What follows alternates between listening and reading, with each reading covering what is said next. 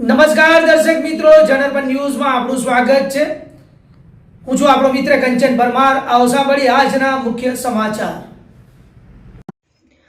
કેશવ બ્લીજ યોજનાના નામે કરોડોની છેતરપિંડી આચરનાર બિલ્ડર સુમિત પટેલ જેલ ભેગો.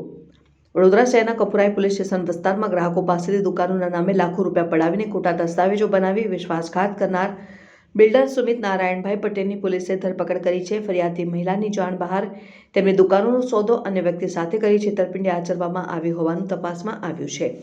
હણી રોડ પર રહેતા દમયંતીબેન પાંડુભાઈ યાદવે વર્ષ 2022માં બિલ્ડર સુમિત પટેલની કેશવ બ્લીજ નામની સ્કીમમાં દુકાન નંબર 14 અને 15 ખરીદવા માટે સંપૂર્ણ અવેજ ચૂકવ્યો હતો, જેનો રજિસ્ટર્ડ કબજા વગરનો બનાખત પણ સબ રજિસ્ટ્રાર કચેરી ખાતે બનાવવામાં આવ્યો હતો.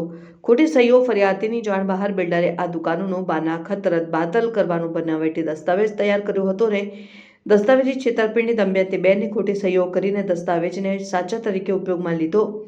બીજી વાર વેચાણ એ જ દિવસે બિલ્ડરે આ બંને દુકાનોનો અન્ય ગ્રાહકો ને વેચી દીધી ને છેતરપિંડી આચરી હતી. પોલીસ કાર્યવાહીને ધરપકડ. આ મામલે ગત નવેમ્બર 2025માં થયેલી અરજીની તપાસ બાદ ગુનો નોંધાવ.